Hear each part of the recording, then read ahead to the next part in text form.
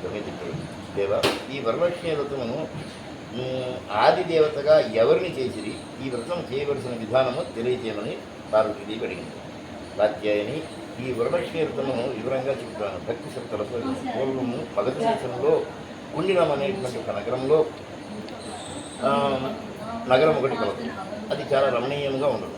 ఆ పట్టణంలో చారుమతి అనేటువంటి ఒక బ్రాహ్మణ స్త్రీ ఉండేది. ఆమె మిగిలిన సుగుణవతి, వినయ విధేయతలు, భక్తి గౌరవాలు గల యోగ్యురాలు. ప్రతిరోజు ప్రాతకాలము గృహకృత్యాలు పూర్తి చేసుకుని అత్తమామలను సేవించుకొని మితముగా భాషిస్తూ జీవిస్తుండేది.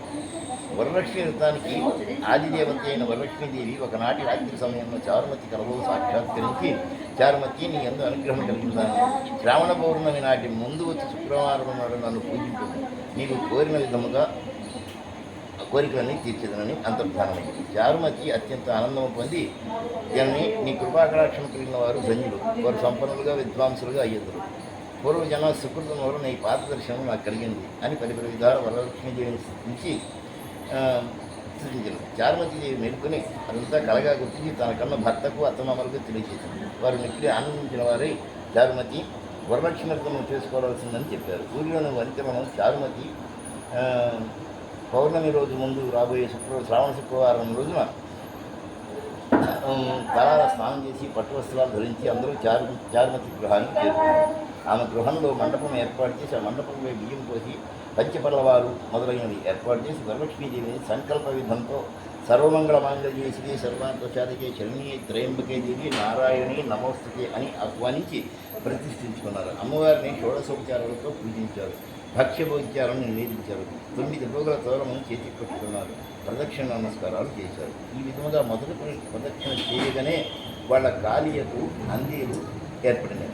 రెండవ ప్రదక్షిణం చేయగానే హస్తంలో నవరత్న ఖచ్చితమైనటువంటి కంకణాలు జగద్దాయమానంగా, మూడవ ప్రదక్షిణం చేయగా అందరూ సర్వభారణ భూషితులయ్యారు. చారుమతి యొక్క వరలక్ష్మి వ్రతం ఫలితం ఇతర స్త్రీల యొక్క ఇళ్లలో కూడా ధన కనక వస్తువాహనాలతో నిండిపోయి ఆ స్త్రీలు ఇళ్ల నుండి తమ గృహాలకు ఆనందంగా తరలి వెళ్ళారు. ఈ విధంగా ఏ స్త్రీ అయితే ప్రతి శ్రావణ మాసంలోనూ పౌర్ణమి రోజుకు ముందు శుక్రవారమున ప్రతి సంవత్సరం వరలక్ష్మి వ్రతం చేసి సకల సౌభాగ్యాలతో సిరి సంపదలు కలిగి సుఖజీవితం గడిపి అనంతరం ముక్తి పొందుతారు. మునులారా, మహర్షులారా, మహర్షులారా, శివుడు పార్వతీ వరలక్ష్మి వ్రతాన్ని సవిస్తరంగా వివరించానన్నాడు సూతనాడు. ఈ కథ విన్నా, ఈ వ్రతం చేసినప్పుడు చూసిన సకల సౌభాగ్యాలు, శ్రీ సంపదలు, ఆయుర ఆరోగ్యాలు, మనోవంచితాలు తీరి సుఖశాంతులతో వర్ధిల్లుతారు. శ్రీ వరలక్ష్మీ దేవతాభ్యో నమః. కొంచెం తల మీద వేసుకోవాలి కదా.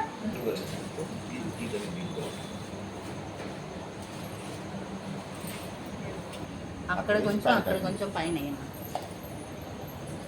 సరిగా లెక్కి ఎక్కితే చేయి పెట్టుకొని అక్కడ కొంచెం